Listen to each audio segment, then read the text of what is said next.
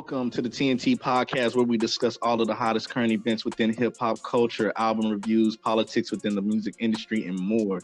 You all know me by Tellurian. I am one half of the TNT podcast, and of course, I have my brother here with me. Yes, sir. My name is Timothy. I'm the other half of the TNT podcast, and we're here with the shits. We are bringing unbiased, unfiltered, honest conversations about hip hop and the culture. So if you're sensitive about your favorite artist or public figure, go on ahead to the next podcast, but you can still follow us though.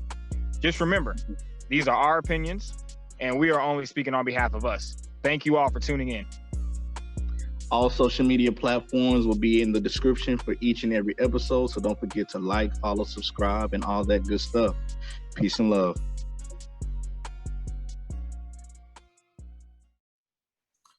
What's up, beautiful people? Episode 67 of the TNT podcast, TNT. My name is Timothy. I'm one half of the TNT podcast. And of course, I have my two brothers here with me today. I'm going to let them go ahead and introduce themselves like they always do. So beautifully, perfectly, expeditiously well. Yes, sir. This is the other half of the TNT podcast, Tellurian. And yeah, man, episode 67. Let's get into it. Yo, it's your boy, bro. It's your boy, Justin, man, bro. I'm back at it again with the bros again. Episode 67. A lot more to come. Yes, sir. A whole lot more. A whole lot. What's been up, Kings? How y'all feeling? What's been going on? Man, a lot, man. Transitioning back home. Just had my birthday. That was crazy. Did a lot. A lot of drinking.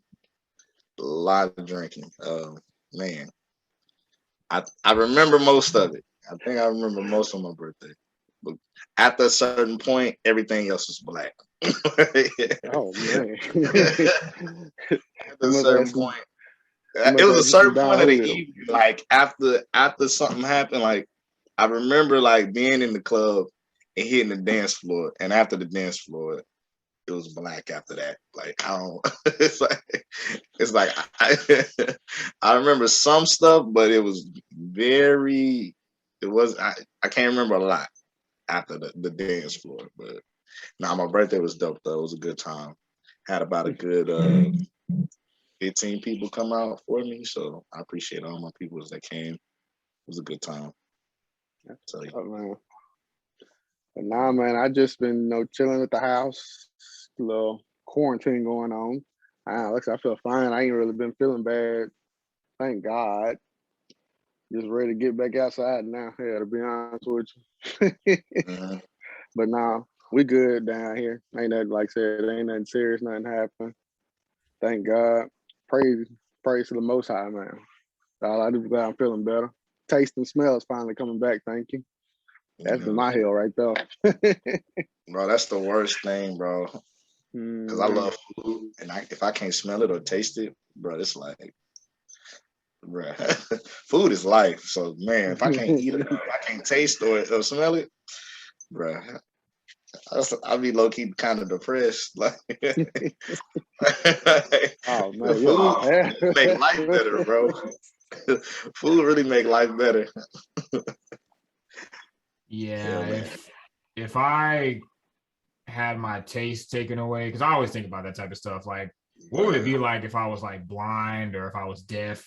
Like, if I had my taste taken away, bro, you just have to kill me, bro. Like, I would just have to die. That's the best part of life, bro. Tasting food, like, man, stuff with good flavor, bro. Like, bro, a good drink, like some good food, bro. So life is about flavor, bro. I just keep thinking about them lamb chops from True Kitchen. Bro, them lamb chops are fire. Like, if I couldn't taste that, bro, what is life, bro? That's what I was about to say. If I could never taste those lamb chops again, right, bro. What are we doing? Like, why am I? What are we? God, what's happening right now? That's when I really gotta have a conversation with God. Like, why can't I taste nothing? Like, this is. See, we was talking the other day because there's this show that's called See, where a lot of people, like the rest of the world is kind of born blind or whatever. And somebody told me, they're like, what would you? I said, just take my hearing, because if I lose my sight, you might as well just kill me.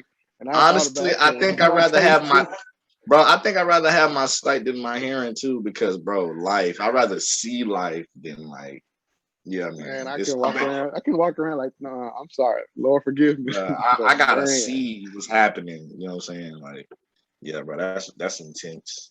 But taste, I think bro. I do want taste. I think I'm with y'all on that one, because if I never got to see like Raquel, like my beautiful wife, I don't know. I might have to die.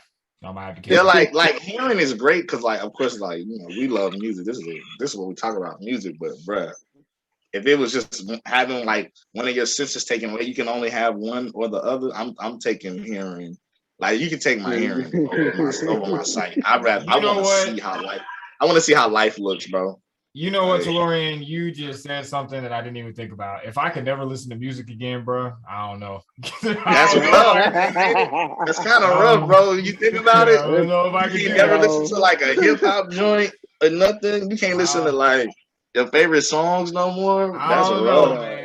If I could, you have to have your sight taken away though. Listen, I gotta hear Pusha T talking about flipping bricks at least one more time. You know what I'm saying? I don't know. I don't know if I could do that. I don't know if I could do that, man. But bro, no sight, bro. No sight, nothing. You can't see nothing. And look, and what's so bad about like the show C is like in a post-apocalyptic world. So don't nothing else work. Y'all are just on your own. You got your own little village. You got to go hunt for your own food. So look, in that situation, you probably ain't gonna have music no more anyway. So just take my hearing away at that point. If we're in the modern world, then I think about it. Well, let's just thank God we got all our senses. You know what I'm saying? Like, that's what I was about to say. Thank you, God. We got all our senses, bro. We have everything. But if I had no hearing, that means that I would never be able to hear Only Built for Cuban Links again. I don't know if I was. Bruh, that would be rough, bro. You'll have to feel it on a speaker or something with your hand. I think he said this.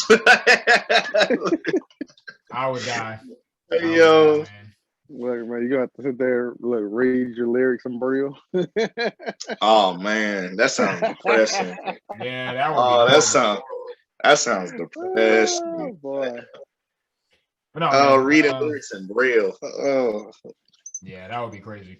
That would be crazy. But yeah, how you been though, bro? How's everything on your end? I'm good. Can't complain. I was gonna say that I'm glad that Justin is okay. Didn't get any severe symptoms. Of course, I went out and I got myself tested. I came back negative, so I'm thankful for that. Raquel's test also came back negative. So very, very thankful for that. But no, man, just been chilling, been working. Nothing going on too crazy over here on my end. Just been listening to music. A lot of music to catch up on, man. Albums coming out every day. Just trying to keep up with this shit, man. It's hard. Yeah. I ain't gonna lie to you, bro. It's hard. Yeah. With music, bro, it's like it's so much, bro. Yeah, because it's at least like every Friday, it's at least I want to say maybe 3 to 4 artists that come out. Bruh. Fridays. Every Friday, something. Yeah, man. But no, nothing too crazy going on my end. I'm just glad to be back to record with the boys. Ready to get into this one. This is the one that everybody's been waiting for. We've been waiting for this. We've been preparing for this the whole year. Drake, Certified Lover Boy. We got to talk about the album. It's a lot that we got to break down. It's a lot going on with this album. We were supposed to get it back in January. Got pushed back to what was it, a leg injury? Yeah, like a leg injury or something like that. So Jimmy. Every time I hear that, I think about how they say like they compare him to 50 9 times. And still dropped his album. Man, oh shit. 50 built different, bro.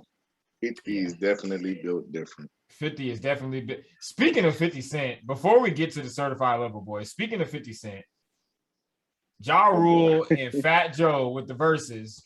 Yo, man. 50 Cent wasn't even there, but his aura and his energy was felt. Of course. It's always, bro. It's 50 Cent, bro.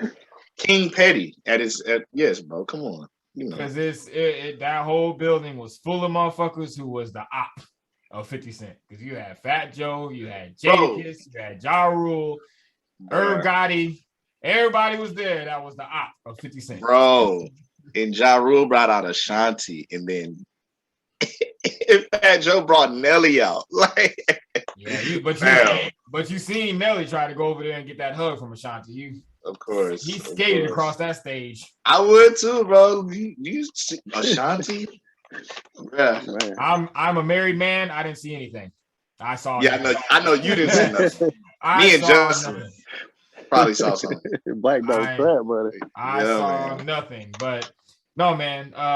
Yeah, that was a dope versus. Fat Joe got washed. Sorry, it's Ja Rule. You know what I'm saying? A lot. What I can say is, I mean, he did get washed, but of course he was playing like the more like hip hop records, and Ja Rule was playing more like the hit joints. But as far as verses, yes, Fat Joe got one. But honestly, overall, I enjoyed it. Even Fat Joe's side, I enjoyed it. Oh yeah. Especially when he brought out Remy, I was like, oh, that's a big deal. That's a big deal. And then Remy did the big pun verse on Twins. The dead in the middle, the little. I was like, oh my God, what? I was like, oh my God, bro. That's like one of my favorite lines in hip hop, bro. Like, dead in the middle of Little Italy. Little did we know that we rid of some middlemen who didn't do diddly. I was like, bro, she killed that. Like, bro, yeah. It was really a celebration for sure. But man, they was talking a lot of smack up there. I was like, New York? That's that New York. That's that New York shit. I don't know what it is in New York. I'm telling you, man. Niggas from New York are different. I don't know. They got some different type of energy, bro. I don't know.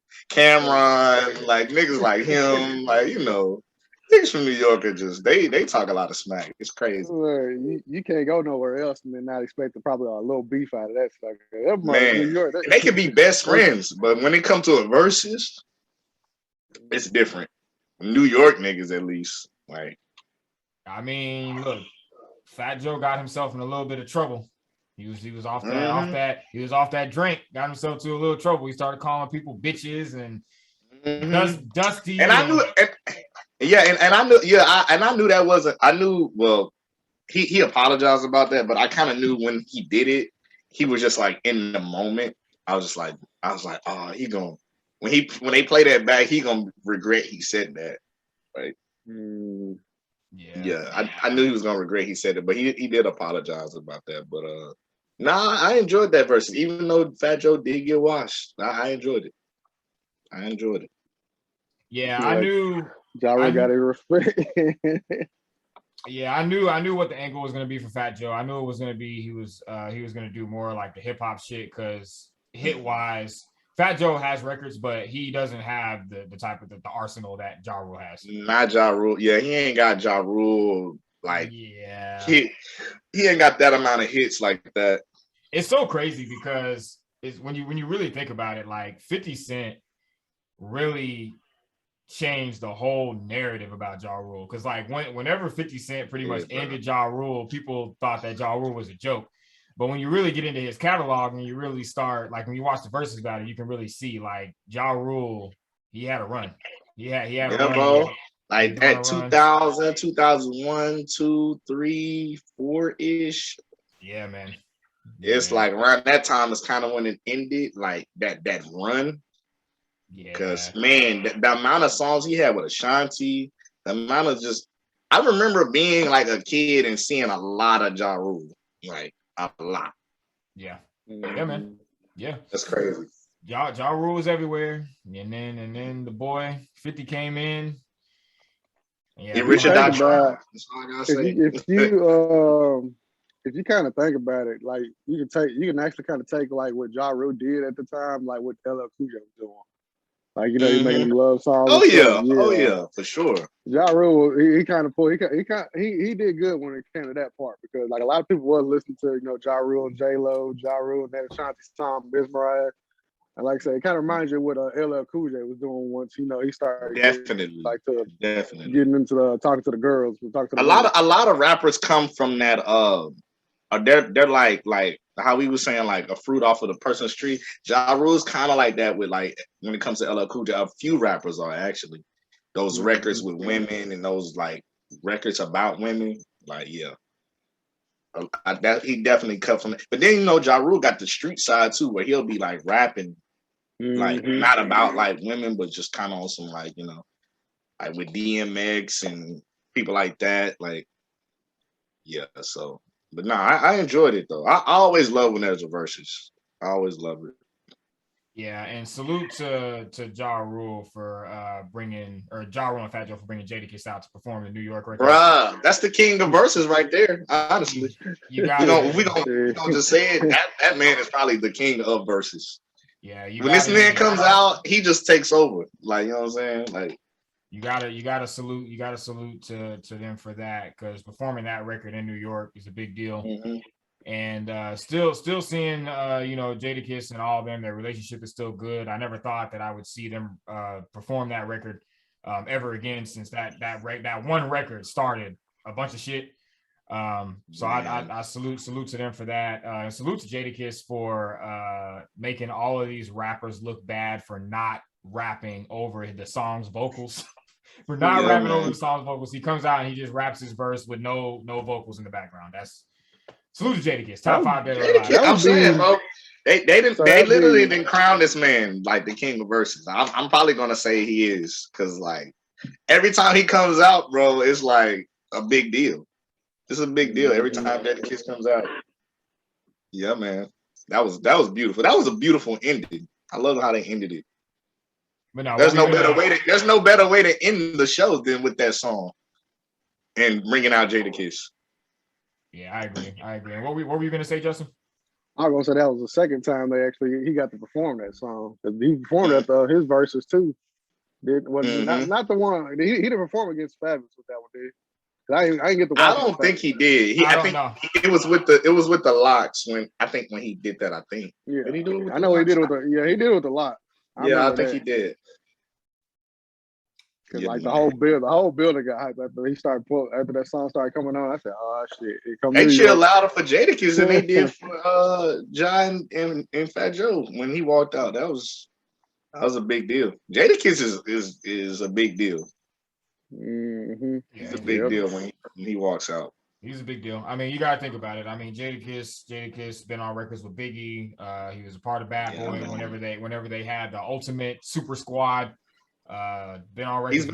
He's been a part of just dope eras, bro. Been on records with Hove. You heard his name at the end of Ether. Jadakiss, Jadakiss is a monster.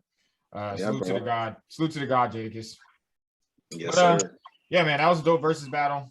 Can't wait to see what the next versus battle is going to be. Drake. Yes. Certified Lover Boy. This year, man. Kill everything. Well, first of all, let's talk about this album cover. This album cover is hot garbage. Oh God, why? So wait. If we're gonna talk about album covers, now does his album cover worse than Meek Mill's? Because Meek Mill's is. I actually kind of like Meek Mill's album cover. I don't know. Meek Mill. It's better than this Drake one. Actually, that Meek Mill album cover is not all that great, but it's better than this. I'll say this. I think that Meek Mill's album cover required more thought. Of course. Drake's album cover was didn't have no thought. I don't know what the fuck. I don't know what the fuck happened with the cover. I don't even know. I don't know what to say. It's literally pregnant emojis. I remember when they first tweeted this album cover, and I was like, "Nah, no way." I thought he was trolling. I thought they were trolling when they said this, but this is really. I thought he was too. I thought they was trolling. Yeah, and I'm pretty sure it's because there was, let's be honest, there were a lot of things about this album that were outside of the realm of Drake's rollout. Drake is usually a little bit more strategic with these things. Even with the fact that he kept some of the leaked songs on the album, it's not that's not like Drake. That's not normal. I'm pretty sure that the album cover that we got came from. I remember I sent the picture to you, Justin, the original album cover that was supposed to come out, but it leaked. Apparently, somebody on Drake's team leaked it, so they had to scrap that, and then they ended up going with this one, I guess.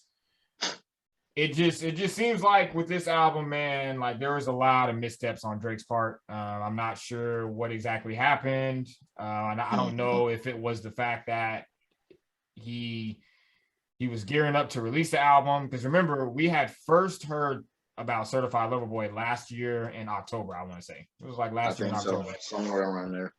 And then he dropped the little promo video. It was supposed to come out in January, and then it didn't come out in January. And then, we finally got it on September 3rd. It just seems like with this album, man, there was a lot of balls that were dropped. Pause. And just a lot of crazy shit going on. But I'm happy that we finally got it. I'm ready to talk about it. I'm ready to break it down. But as I always say, what did y'all think about the album? Break it down for me. What y'all think about it? Personally, me, yeah. You go first. You go first. I'm gonna say me personally. I like an angry Drake. Like your boy was frustrated. I like that he showed a side that I never expect you'll actually see. I don't probably like say the only time you probably see something like this is if he's doing a diss track that's not even gonna be on his record. But on here, you can kind of just hear the frustration about why he's getting tired of all these people coming at him, about why the main character Kanye is trolling his ass, and why Pusha T's trolling him, and then you got Kendrick right here to your right talking shit, and now it's like, man, I'm gonna have to show these niggas what's up now. I'm just gonna have to show them like, hey, I'm ready to roll with the big dogs, bro. Yeah, man.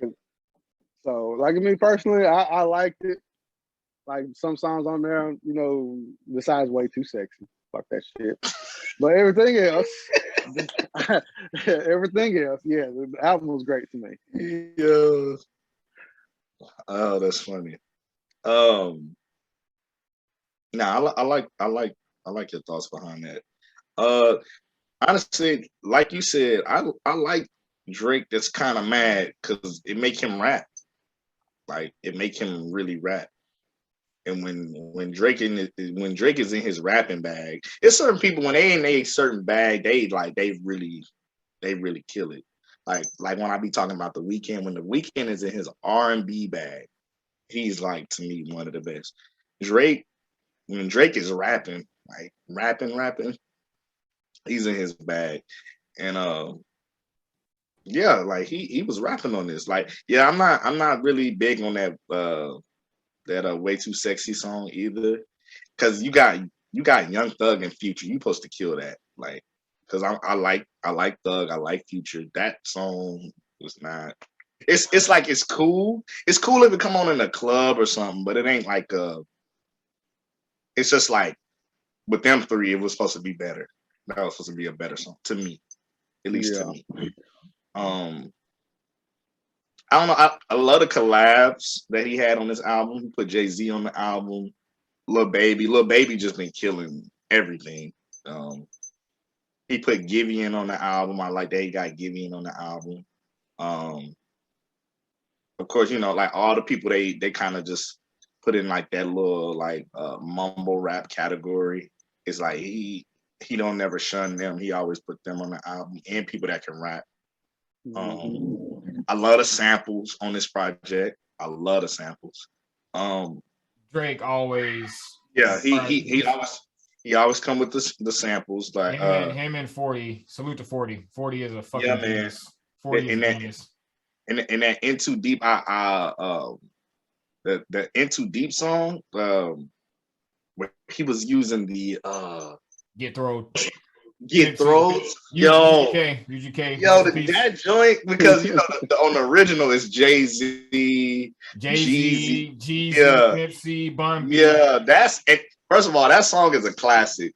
So like for him to like slow it down, and then there was like a second part of the song where he started rapping, or the beat changed up, and it just like sounded like a whole another song.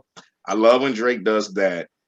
But yeah, he did, I like the album. I think it was good. The samples, the features, hearing him rap. Um, man, the shots at Kanye, man, and And Kendrick. And Kendrick. and Kendrick, yeah, man. Like I'm There talking were about Lime. several What was the one joint? The 7 a.m. on Brill Path. It was just bar for bar for bar. Like I was like, man, this dude is like he's not playing. Like, oh, trust me, we're gonna break that down. We're gonna yeah, break that man. down. And I don't know. I like the album, bro. I really do. And I noticed a lot of people weren't liking it. I don't know why. I mean, it's kind of the same thing. It's like with Drake. With Drake, you know what you're gonna get. I feel like with Kanye, you know, but you don't know. Which is that's the crazy thing about Kanye. Like you just kind of never know. But Drake is like he's that person that kind of sells you the same product with like it's just you know what you're gonna get. So, but now I enjoyed the album. I definitely enjoyed it. I played it like a few times, and I'm just like I'm pleased. I'm pleased with it. I thought it was worth the wait. I thought it was good. I did. I enjoyed it. I liked it. I'm so glad that you said that Drake is gonna Drake, because that's what this Yeah. album was. You know what I'm Drake is just draking. Because Exactly. I did see a lot of the reception of this album is pretty bad. A lot of people didn't like this album. To me, it didn't really make sense from what I was seeing, because Drake found a formula and he's followed that Mhm. formula since the beginning of his career. And I don't Mhm. understand why people think Drake is just going to come out with some artistic, like over the top, like it's not going to happen. Like Drake is not going He to do that. stays in his lane. He stays in his lane. He stays in his lane. Mhm. He found a lane. He made it work, and he's at the top of his lane. He's Yeah, at the top of exactly. his lane. And he pretty much said that in Champagne Poetry whenever he was saying, "I don't see anybody above me." Mhm. And I like this album. I like it. I like it for that fact. I like it because it's Exactly. Drake. It's Drake, and he's draking. You know what I'm saying? He's giving you the same Drake that he's always been. A lot of people were saying that it was like lazy, and there's a lot of stuff on here that was like, it's like worse than Views, and it's crazy because Oh, wait a minute. Oh, they said tripping, dog. Nah, I don't know about all that. Ah, It's shit. not worse than Views. It's Oh way better than man. Views. Views is not that good to me. I was just about to say that. So over the weekend, I went back and I was like, you know what? Let me go back and listen to Views. I'm gonna go listen to Views, and I'm gonna see if maybe there was something that I missed. Maybe there was something that, because I remember listening to the album when it came out, and I was just like, nah, I'm not rocking with this shit. And It's I not listened good. to it. I listened to it maybe one more time after that, and I still didn't like it. So I listened to it this weekend, and nah, man, Views is still Drake's worst project. It ain't good. And the weird thing was, it was when he dropped that album, and then I think when the Grammys rolled around, his album was nominated for like album of the year. Yeah, no, And I'm like, bruh, no, this ain't even his best work, and it's nominated for album of the year. nah, Mm. absolutely No. not. I'll say that I enjoyed this album way more than I enjoyed Views. I enjoyed this album more than I enjoyed Scorpion. So I haven't enjoyed a Drake album like this one since maybe Nothing Was the Same. Maybe Yeah, that's what I'm about to say. maybe Nothing Was the Same time. This probably his best work since that, honestly. And it's so funny because even though we're saying that, I still think that there were a lot of missteps. There were a lot of things about this album that just were kind of off to me. Mm-hmm. Like I said, with the first of all being the fact that he left a lot of the leaks on here. Like that's not like Drake. Yeah, that's not like Drake. So that means there was somebody in his circle or his team that was saying like, I mean, just let it be. I guess I'm guessing. Mm-hmm. Yeah, I'm not sure what happened there. the leaks that he kept on here, of course, were Love All, which was a lot of 42 first. TSU, that was one of the leaks. And I think, was it Race My Mind? I think Race My Mind was one of the leaks too, if I'm not mistaken. So yeah, that was one thing where I was kind of like, okay, that's kind of weird that he left the leaks on here. Champagne Poetry, the opening record. I'm not gonna lie to y'all, man. It's a dope opening, but Drake usually comes harder with the with his opening records. Yeah, he usually opens. He usually starts. Excuse me. He usually starts albums well and end them well, like with like a hard, like a dope rap. Like now the Remorse was great. I thought Remorse was great. But Champagne Poetry, and I'm not saying Champagne Poetry was bad, but it just wasn't, it didn't have that energy like how Tuscan Leather had, like how Fireworks had. Oh, Tuscan Leather, bro. That's a classic. Over My Dead Body, Free Smoke. Free Smoke. That's one of the hardest like intros I've ever heard on the album. I do like the beat switch in Champagne Poetry. It kind of reminded me about, this is how I know that Drake is a fan of Griselda, because this is the type of shit that Griselda does. The beat switched into like a beat with no drums, and that's usually what West Side Gun usually does, and Conway and Benny and all of them. So I thought that was dope. I thought the beat for Champagne Poetry was dope. But Drake is confusing. He's confusing. So throughout this whole album, I can't tell if he hates that he has a son or if he likes that he has a son. Yo, I can't. I was thinking the same thing when I heard this album. I was like, I'm so confused. I was like, are you glad that you had it? Are you glad that you had your son, or are you mad that Pusha T exposed that you had a son? Like, I was like, bro. Because the very knowing Drake, he probably would have kept this away 20 years, and we would have been like, "Oh, Drake got a son." Oh, I'm not surprised. Like the very first line, the first thing that you hear on the whole album is, "I've been hot since the birth of my son." Right. So how you could take that. How did you guys take that? Because people say I'm hot like I'm mad, or you could say I'm hot like I've been on top. Exactly, because so that can have a double meaning. Drake leaves everything open for interpretation. He really does. So it's almost like I don't know like which way he was like swaying there. Which hot do you mean? Yeah, which hot do you mean? And then he had a couple of lines where he was talking about co-parenting and it's going well. He had the line in 7 a.m. in Brittle Path where he said, "You test my seed, I'm gonna put you on a Gildan or whatever." So I don't know, like he had moments here where I was like, is he which song was it when he said I had my son, wasn't planning on her, like it wasn't planned for me to have a child. You might be talking about that song Fucking Fan, maybe. Yeah, I can't remember which record. Yeah, I can't remember which record it was on, but I couldn't tell which side of the fence was on. I almost feel like he's only talking about it because he was exposed about it. I kind of feel like I'm gonna go. I'm gonna go with what you said. Like I said, we didn't know about Pusha. Like everybody kept saying, because I know there was like one song on I think it was on Views that they was talking about. Okay, a girl talk about talk about Blake, but it's not a date or whatever. So we kind of knew. Maybe he had a baby on the way, but we didn't know for sure until Pusha T. That's what I'm saying. But when he talk about it as much as he's talking about it, if Pusha T didn't say what he said, he probably would not have brought up his son, or the world probably wouldn't even know. He probably still be trying to keep his son away. Maybe, we don't know. But like, I feel like now that he's exposed, like he feel like he gotta talk about it. But now it sounds weird when he talk about it because it's like, I'm kind of forced to talk about it because I was exposed. But now it's like, now it sounds like, do you want your son? Are you glad that you had your son? Like you're confusing us a lot on these songs. Like you sound like you glad, but you mad that you got exposed. Something. It's crazy. It's crazy that y'all bring that up, because now if you think about it, it seemed like the old Drake. Because you remember when Drake kind of first started, he was talking about like the pros and cons of being famous about, and it made us think like, do you really want to be in this rap shit?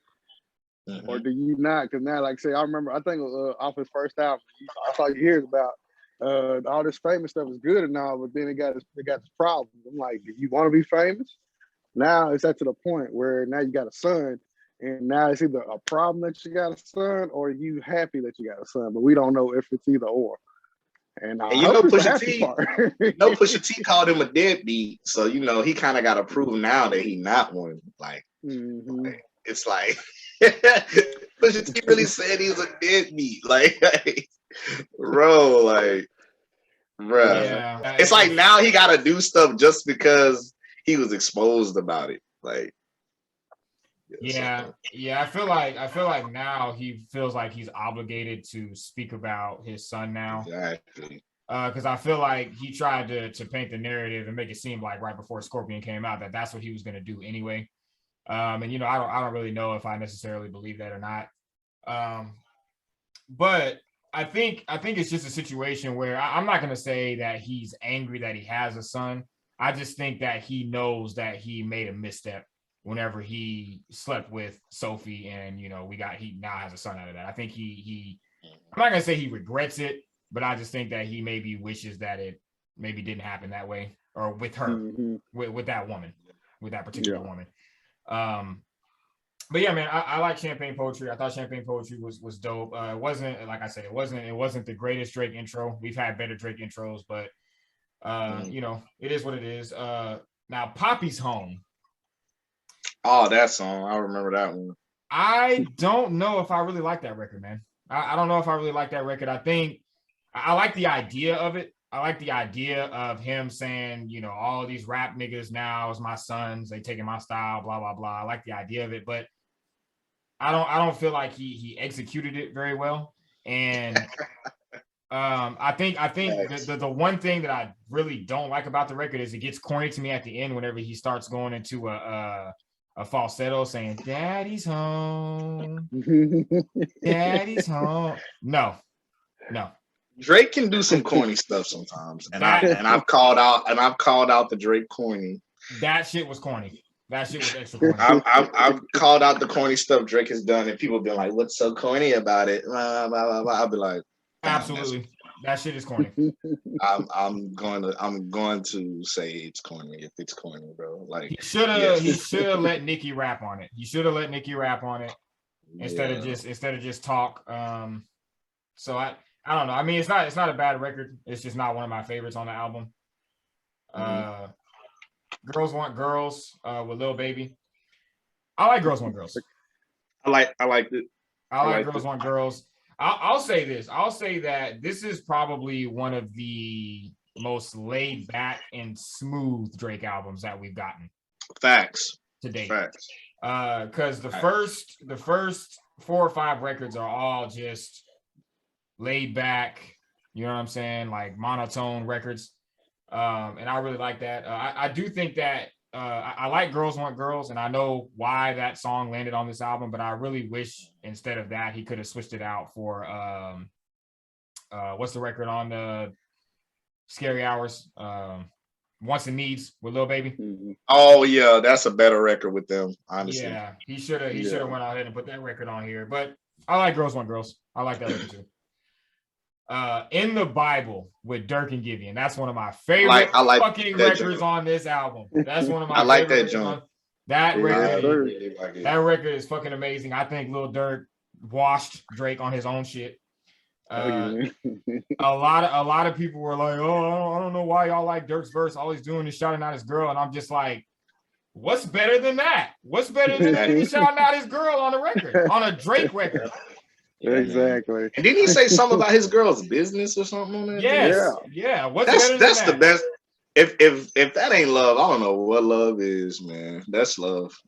Look, your boy gangster. Trust me, he a little gangster, but that motherfucker got a soft spot when it comes to India. He got a soft spot when it comes to India. To talk about your girl's business on a song is like, that's love. Yeah, because like I said, you know it's love when you buy, like I said, you could have bought any rapper out or something and did a song, you just bought your woman out. And like I said, I respect that. Like you can tell he loved that woman. For sure, bro. Yeah, Dirk has at least 4 or 5 records about India. He has the India part 1, 2, 3, and I think there's like a part 4 of it. So he's made records about India for a long time. But what better way to show your girl love on a Drake record? Because you know Drake's album is gonna get streamed 1 billion times. So exactly. Then of course he brought Giveon on that joint. I'm a Giveon fan. I was just telling Tim before like we started the episode, I'm upset that these Giveon tickets sold out so fast. They sold out literally in minutes because I was listening to Giveon before he was on any Drake record. I was listening to him just solo. And I was just like, I hate people because they got these tickets and I don't have one. So but yeah, bro, like whenever y'all get a chance, listen to Giveon like just solo. He's dope, bro. He's one of the best like new R&B, like it's like him, like Brent Faiyaz, like it's like Black. They are like some of the best like newer like singers, artists. Giveon is like at the top of my list as far as like being one of like the newer artists that are like really great. He's dope. Yeah, that In the Bible, that's one of my favorite records on the whole album. I probably ran that record back at least 1 million times. What's funny on this album, all of my favorite songs are all like the singy, songy type songs. In the Bible, and I'm surprised by that because you more like the hip hop joints or the rapping joints. Yeah, a long time ago back in the day, I used to say that I hate the singy songy records by Drake, but now I love them. I remember being at work. You used to say that a lot, and I'd be like, "How do you not like Drake? Drake is dope, bro." I hate it. I only liked it whenever he rapped, and that was it. Like I didn't like. It's so funny. It's so funny. The first record I ever heard of Drake, he was singing. Nah, see, for me, the first record. What was the first record I heard from Drake? It had to be. It was one of them records on Room for Improvement. One of them, or first.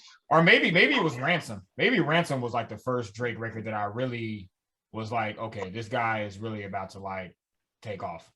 Ransom. The first record I ever heard was Brand New by Drake. He was singing. That was the first record. I was literally at my mom's house. How old was I? I must have been like 13, 14. And my sister was playing Brand New. And I was like, who is that? And she's like, oh, yes, this artist named Drake, blah, blah, blah. Like, I didn't even know who Drake was until she like played that song. But that was like the first thing I ever heard was him singing. I hadn't even heard him rap. And then when I heard him rap, I was like, yeah, he about to blow up. The first Drake song I heard, I don't know if it was Drake's song. I think it was a Trey Songz song. I know they used to, when he was coming in, he used to hang out with Trey Songz a lot. Oh, yeah. Yeah, that's what it was. I was like, because this is when we were staying in the old house, and me and Ashley was talking about it. I said, like, who that dude is, Ashley? He's like, I don't know if you remember off of Degrassi, but it's a dude named, his name was Jimmy, but now he's trying to become a rapper. So I said, all right. Bet. Who thought he was gonna get this big, bro? Like, who thought that he was gonna blow up like this? You knew he was gonna get bigger, but like, he surpassed, like, I think what people thought. He's still upset about that. He's still upset about that because I know y'all remember that story about, because like Justin just said, in the beginning of his career, Trey Songz was one of the people that really gave him a major cosign in the beginning of his career. And Trey Songz had told a story a long time ago about this girl that was with all three of them. Like they were cool with each other. They were friends or whatever. And at the time, Trey Songz was a bigger artist than Drake. And the girl told Drake that she was never going to be bigger than Trey Songz. She straight up said, "You're not going to be bigger than Trey Songz. You're never going to be bigger than Trey Songz." He's bigger than Trey Songz times 10. He's bigger than Trey Songz times 10. And bro. He still raps. There's a few lines in here where he hasn't let that go. He has not let that go. After all these fucking years, he has not let that go because he has a few lines in here where he addresses that, and he said that. But yeah, man. In the beginning, I didn't like the R&B records from Drake. I just liked the rap. But he's gotten a lot better. He's gotten a lot better with the singing shit. So In the Bible, TSU, and Pipe Down. Now, let me tell y'all right now. Pipe Down is one of the best songs that Drake has ever fucking recorded in his entire life. His entire life. That the beat on that song, like, fam. Yeah. Pipe Down is that's one of those ones. That's probably my favorite singing song on that album. Like, I know you love In the Bible, but Pipe Down is like, everybody can kind of relate to Pipe Down if you think about it. Yeah, Pipe Down is crazy. Yeah, that's a good record. That's a good record.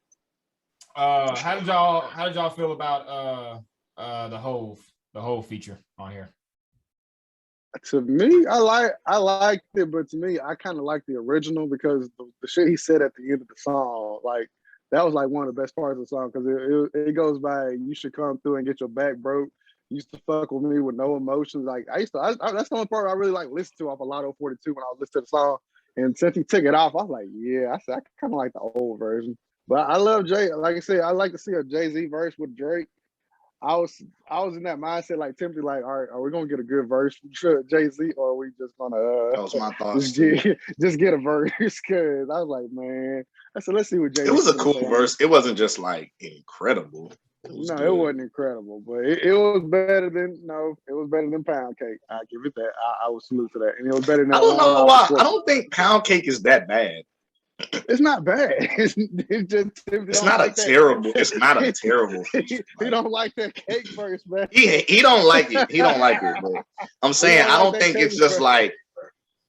It's not horrible. It's not horrible. Yeah, it's not horrible. It's not horrible. I didn't like it. It's just like solid. It ain't bad. Yeah, that's what I'm saying. It ain't terrible to me. Like I didn't listen to it and be like, all right, Jay-Z, this shit is like complete and utter garbage. But I thought it was just like, I guess for me, it's like I don't understand why Jay only gives Drake lazy verses. Like sometimes I noticed that too. Lazy. That's what I'm saying. I noticed that too. When he raps with Drake, he kind of raps kind of lazy. Like he's not putting that much effort behind his. It's almost like he's not saying they're not thought out, but they don't sound as great as like his joint with Pusha.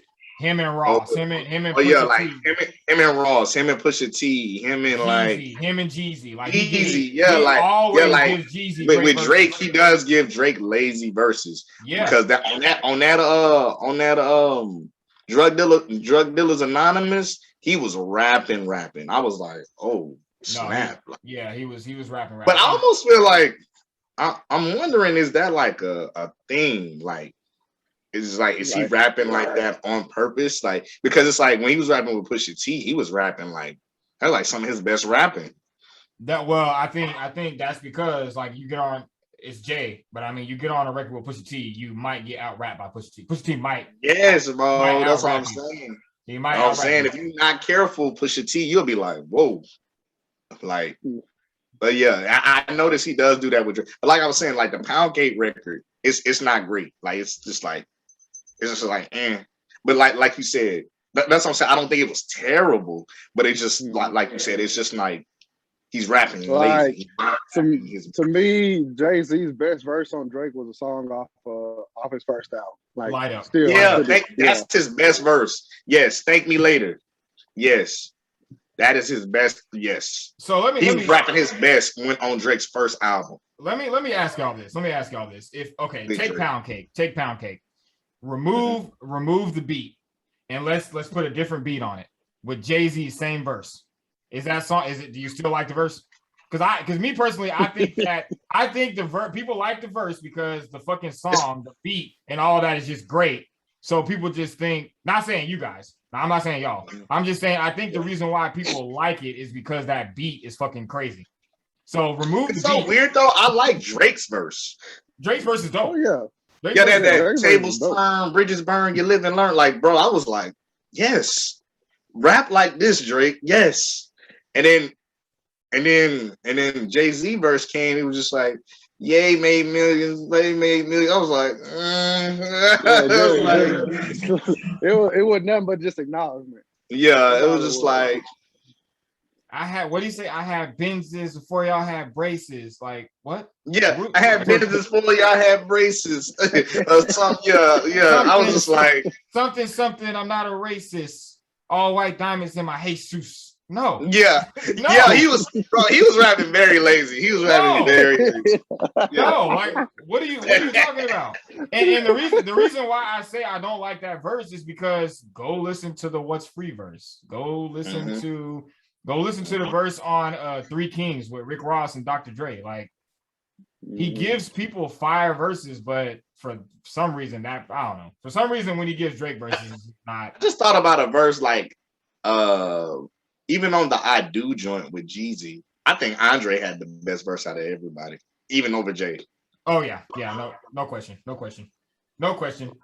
it's just crazy how like every record that and I don't know if it's because maybe Jeezy is cut from the same cloth that Jay is cut from, Pusha is cut from the same cloth, Meek is a street nigga. Maybe he feels like he's more connected with the street niggas on their records. And when I think Drake, so. Maybe when it's Drake, it's just like, I'm just finna give you whatever. You know what I'm saying? And that's crazy, bro. I thought the verse was cool. I thought the Love All verse was cool. It wasn't anything crazy. Like he wasn't doing no crazy double entendre shit. Nah, he wasn't. It was just cool to me. But overall, I do like that song. I do like the Love All song. I do too. Dope record. I do too. Fair Trade with Travis Scott. I like the first part of this record. I don't like the part where it breaks down and it gets into Travis Scott. I noticed that when I turn that song on after Drake is done, I fucking turn to the next song. I don't even listen to the shit because it sounds like he was trying to get part 2 of what's the record on Astroworld? You talking about the Out Like a Light joint? That shit. Yeah, it definitely didn't have that same effect. No, it sounds like that's what he was trying to do, and no. I noticed Drake tries to like capitalize on something he did before. I noticed, but it never comes out as great as the first joint. Yeah, like that damn song, or that big damn song, like that big hit he had. Like I always like the big hit he has. I feel like when he tries to like redo what he did, but with that same person, it's never as big. Like sometimes the song will be good, but it's still not as big as it like the other song that he did, like the previous joint. Sicko Mode. I was trying to think of what the name of it was. Yeah, Sicko Mode. Like that's almost kind of hard to redo Sicko Mode. Like you almost can't redo that moment. That moment was so the video, that song, the effect it had like in the club and the bars, like at parties, like it just they still play Sicko Mode. Can't redo that. Yeah, like you can't redo that moment, honestly. Yeah, they still play Sicko Mode in the club, and yeah, like you said, the impact of Sicko Mode was crazy because I even remember when Astroworld came out, that Drake was a surprise feature on that song. He wasn't even on the album, like the credits or anything like that. It was just Sicko Mode, and then Drake's voice came on. And everybody was like, "Oh my god, it's Drake!" So I felt like that's what he was trying to do with that, and it's an okay record. I probably won't play it too many times.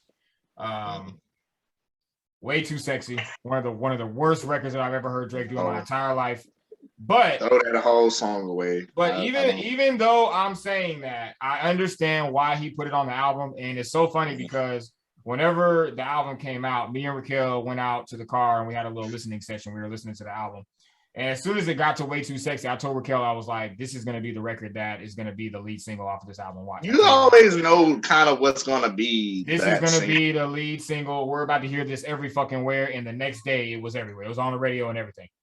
Bro, I do not like hearing that song. I'm so glad I don't play the radio. Thank you, God. Like, that song is terrible. But even though I'm saying that the song is terrible, you know the effect that a song is going to have, though. When it comes on, I'm kind of like, this is all right. It's not bad. It's not bad. No. It's like I told you earlier. It's like the song is not like, I don't like it like that, but it's like, it's like with these three people, with Drake, Young Thug, and Future, you would have thought the song would have came out. Like, it would have been a harder song. Like, because I'm a fan of Thug, I'm a fan of Future, I'm a fan of Drake. You just would have thought like they would have came with a better like delivery or something.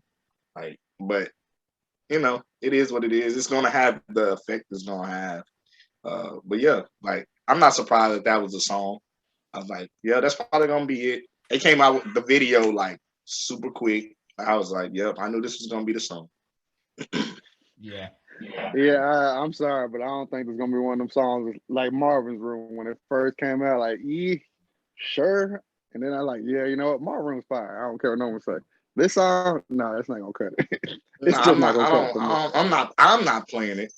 Not in my car. And then what's so bad? It's on everybody's story. It's on everybody's Instagram. It's on everybody's TikTok. Oh, you know how that goes, like, bro. That's TikTok, no. Instagram. It's gonna be like that for a good minute. For probably a few months, people are gonna be doing this. They're gonna be annoying the hell out of us with this song. Like, that is a fact. Yeah, I'm definitely skipping this song, or I actually probably just take it off of the album. I'll probably remove it from my iPod. But whenever it comes on in the club, like that's what I'm saying. I'll fuck with it. I'll fuck with it in the environment. It's like that's the environment. If I got a couple of drinks in me, got the Henny in me, it might sound good. It might sound good. It might sound not good. The Henny. But no, you're absolutely right about this record. It did serve its purpose because this song actually gave Future his first number one. His first number one in his whole career. What? His first number one came from this song, which is crazy because this is the worst, one of the worst songs that he's been a part of. Why does that happen? It went number one. So it definitely. Why does that happen? That's crazy.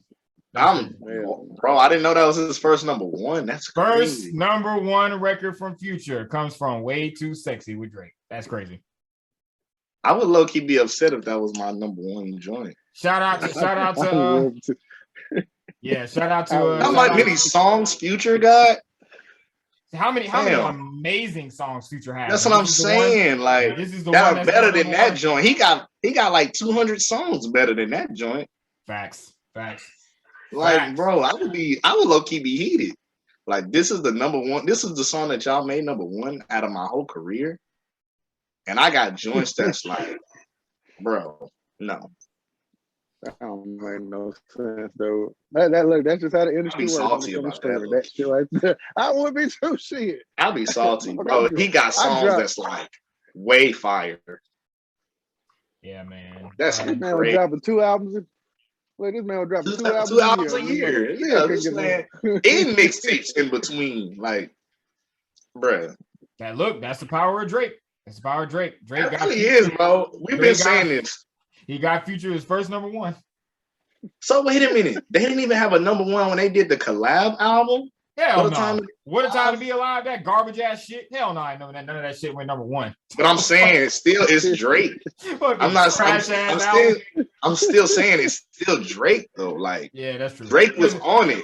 I'm surprised like Jumpman. I'm surprised like just because that's what Drake I was about to say. Jumpman was the record that I was about to say. I'm surprised that didn't go number one. That's what I'm saying. Just because it was Drake. Because that album is not all that. I mean, I like a few records off of that. Like Jersey is fire. Jersey, Digital Dash. That's it. Digital Dash. Yes. That's it. That's about it. Jersey is so no. What's that one joint where Drake? I think he's rapping at the end. Oh yeah, 30 for 30. 30 for 30. That song too. 30 for 30. Digital Dash, Jersey, those joints, I could play those joints. 30, but I'm saying like Jumpman. 30 for 30 was one of those records that was very, very slept on because that was the one where he was saying that all of the higher ups in the industry are trying to conspire against him and try to get him the fuck out of here. And that was when people were putting that together where they were saying that Jay-Z is the one who sent Meek Mill at Drake. But I don't know if that's true or not. I ain't saying that that's true. I don't know if that's true. But honestly, anything with Drake, when Drake has anything with numbers in it, that it's gonna be fire. I don't know. I'm not gonna say most that of the time. I'm not gonna say that Jay-Z did that, but I do think that the higher ups are trying to get Drake the fuck out of here. Like I do think Kanye is trying to get Drake out of here. I do think a lot of these motherfuckers. You count Kanye as one of the higher ups? Kanye's a god. He's a god in hip hop. I mean, he's a god. I mean, at the end of the day, Kanye is trying to get Drake out of here, though.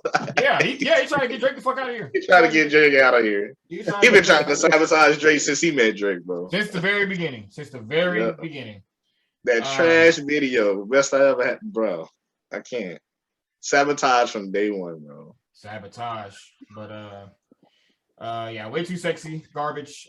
TSU. It's one of my favorite records on the album. I like that joint. I like TSU. Yeah, I really loved it. That was one of the leaks, but still fire. Don't care. In Too Deep. I'm glad that you mentioned this one, Lauren, because when I first heard this record, I did not like it.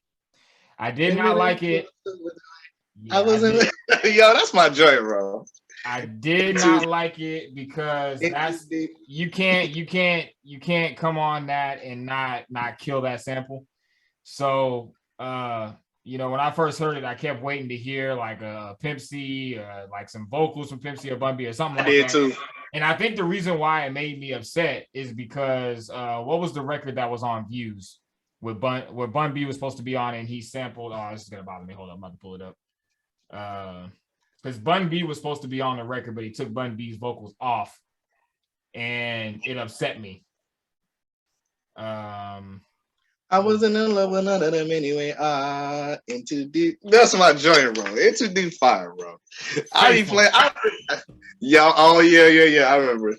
Faithful with Pimp C and Division. Bun B was supposed to be on that, and he took the vocals off. So, man, this man talk about Houston more than niggas from Houston. After listening to it a couple of times, now I do like it. I don't like the part. I liked it when I first heard it. I don't like it when it slows down and Future's part comes on. I just like the first part with the Get Throwed. Okay. So it grew on me. Didn't like it at first, but now I do like it. Pipe Down. We already talked about that. That's one of the best songs on the album. Who the hell? How do you even pronounce? Is it Yeba? I think it's Yeba's, but that could be wrong. Yeba. That was fire to me. But Yeba's Heartbreak, that was fire to me. No, yeah, that's fine. Anytime Drake does like the Bria's interlude and Cece's interlude, bro, his interludes be the dopest. Georgia, the Georgia. He got the coldest interludes, bro. I really think that's where Bryson Tiller gets it from, because Bryson Tiller does interludes too. I'm like, he probably got this from Drake. That probably came from Drake. Drake need to do a project called The Interlude. Just interludes, bro. Them joints will be so hard, bro. I would definitely cop that. I would probably. I'll probably buy that shit, bro. His interludes so fire, bro. I would probably buy that shit. I ain't gonna lie, but yeah, The Interlude. Just name it that, and just a whole project of just songs like that. It was Heartbreak. Yeah. How'd y'all feel about No Friends in the Industry? I liked it. I liked it. And like when I first, like I said, when you first showed us the track list, I said that No Friends in the Industry is probably gonna be the motherfucker that's gonna say a lot. And then we heard the rest of them like, yeah, this is light work compared to what you did on the Mother 2 song, bro. This is just light work, but I liked it. It's not like what I expected to be. I'm not even gonna lie to you. Because now it just sounds like okay, I'm just saying what I'm gonna say on this shit, bro. Like I said, I've been he's been going through it with everybody in the industry. You can see it and it shows. But I thought he was gonna come a little bit harder with that song. By the meaning of it, No Friends in the Industry. Like, yeah, all the people that's been talking down on me in this industry, bro, it's over with for y'all. Like, y'all ain't getting shit from me. That's what I was expecting. Mm-hmm. Yeah, I was expecting him to go a little bit harder, like you were saying. Yeah. Yeah, I looked at it and I was like, this. I thought it was gonna be one of them records where he just raps on, like he just raps. Mm-hmm. But I think what he was trying to do was, another back-to-back, because I can definitely hear this song playing in the clubs, and there was definitely some shots at Kanye in the record.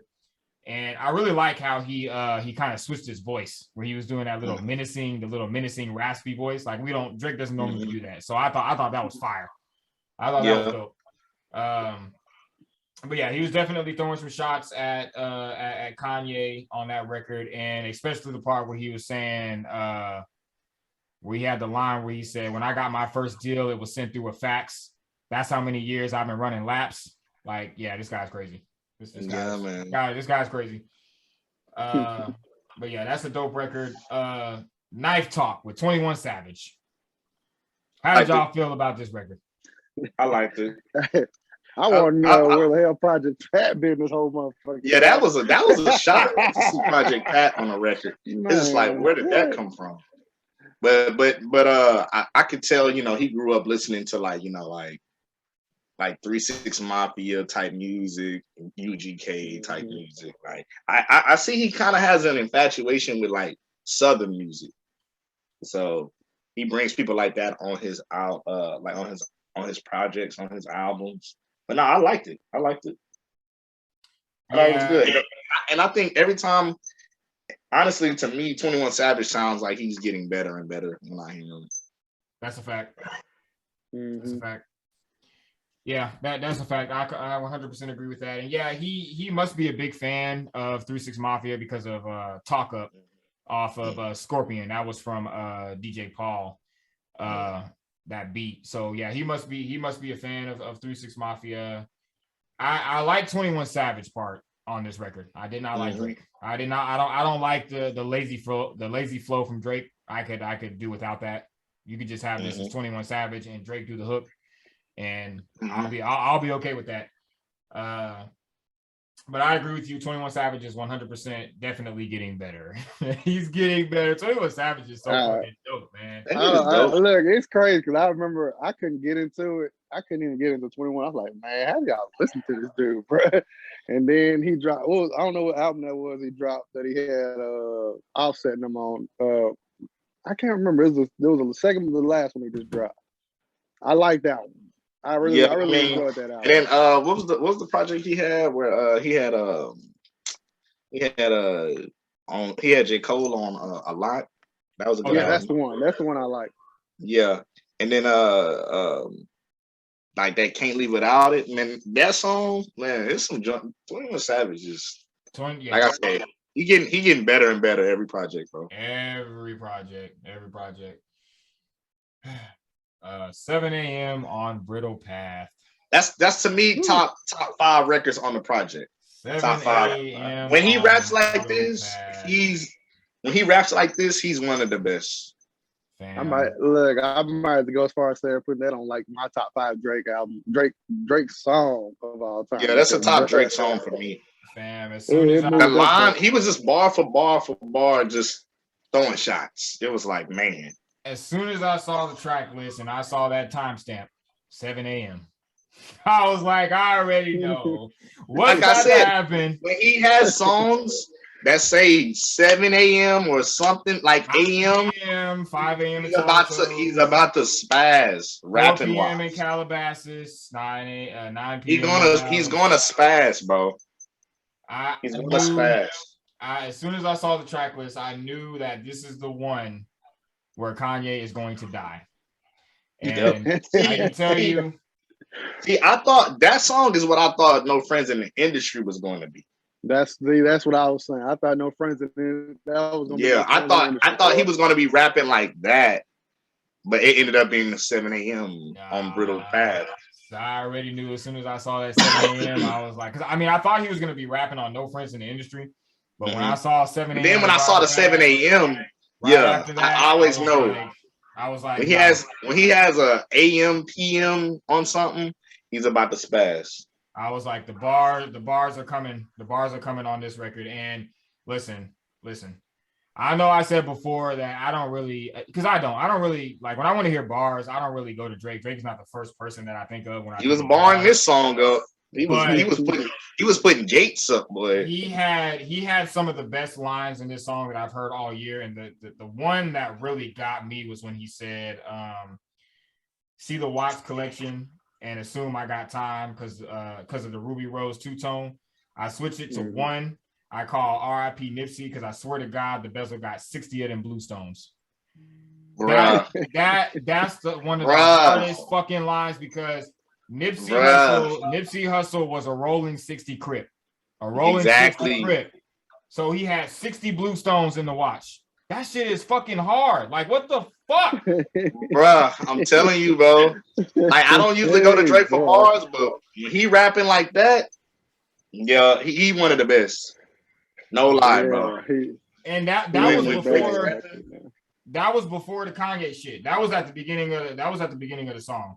That was at the beginning of the song. So and then he just started going line for line for line on Kanye, bro. Oh my God.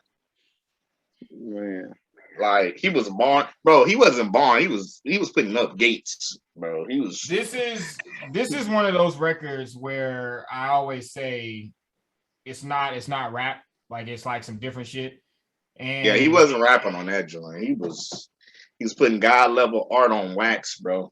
It's different whenever it's like Takeover. It's like when me and Justin talk about the Takeover record that Jay did to Nas. It's different whenever you diss somebody and what you're saying is true. It's different. Exactly. Like it's different. Because the stuff that he was saying, I was like, I believe this. It was just like, dang.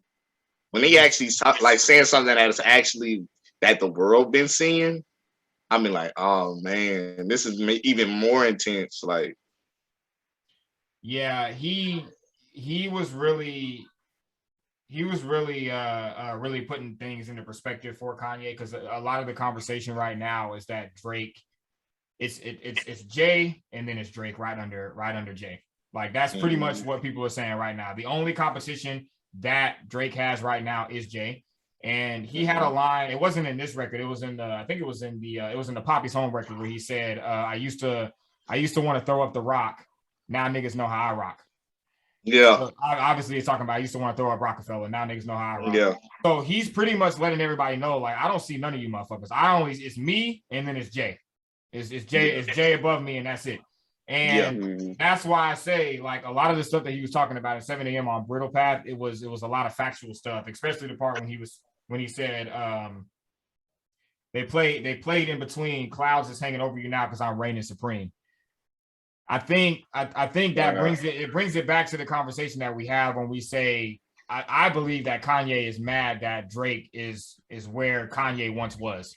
You know what I'm saying? Because Kanye was the guy that we looked at that was like innovative and I mean we still do. Don't get me wrong, but I think it bothers Kanye that a lot of people credit Drake for this whole new wave of artists, and I think Kanye has. He's been upset with that for a long time. I think because Kanye started like the people behind like that are trying to do all the stuff Kanye did.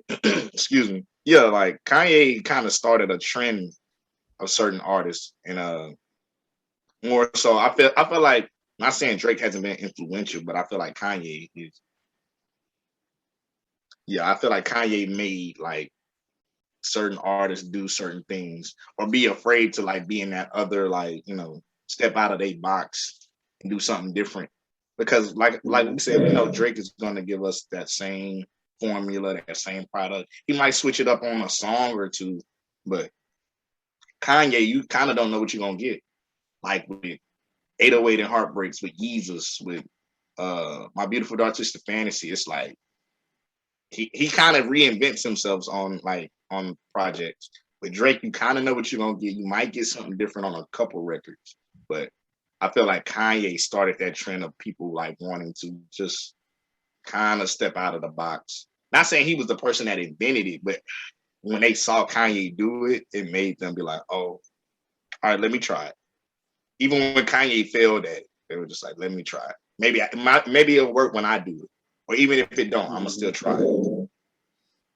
Yeah, and I think Kanye, he knows that, but I think he's looking at the landscape, and I think he's just upset that Drake is getting all the praise right now. Yeah. But let's have a conversation. Let's have a conversation. I know I'm not saying that Drake is a greater artist than Kanye West, but has Drake surpassed Kanye at this point in his career?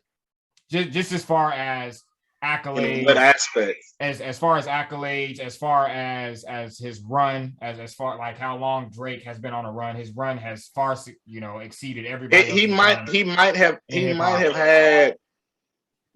have had the longer run than Kanye, maybe, because Kanye, every Kanye album has been number one, but still, I don't know. I think Drake has been more. What's the word? I don't know. I think his run has lasted maybe longer.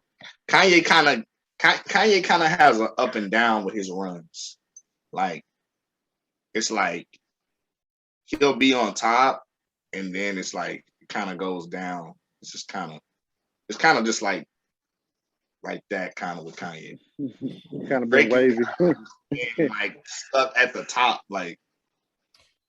So overall, because I'm not saying that Drake is a better artist than Kanye, but if we look at who had the longer run, if we look at who's a better rapper, if we look at who's had more hits, if we look at who has been, I think you can have a conversation of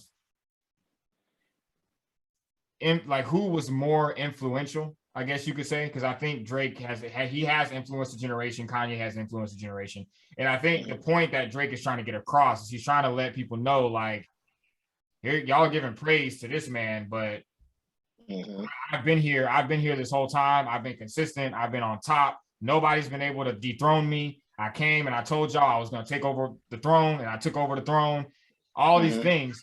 And, when I'm listening to 7 a.m. and Brittle Path, what I'm hearing is somebody basically saying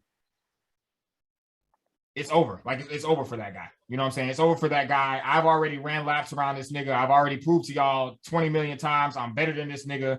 I've written records for this nigga. Y'all are questioning my pen, but you don't question his pen. Like, it's just a lot of shit. It's a lot of built up anger that's there. You know what I'm saying? Because we look at Kanye the way that we look at Kanye, and a lot of people are trying to slight Drake. In his mind, it's him and then Jay. Kanye's not even Kanye's not even there for him. Not even there. He's already, in his mind, he's already surpassed Kanye.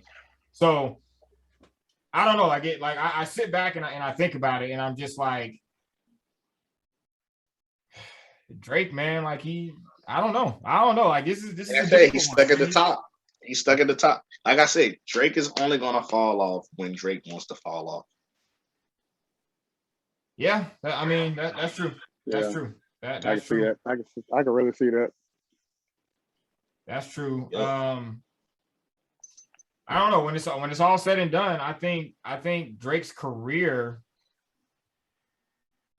probably have been better than Kanye's, man. Like, I love Kanye. For sure. I love Kanye a lot.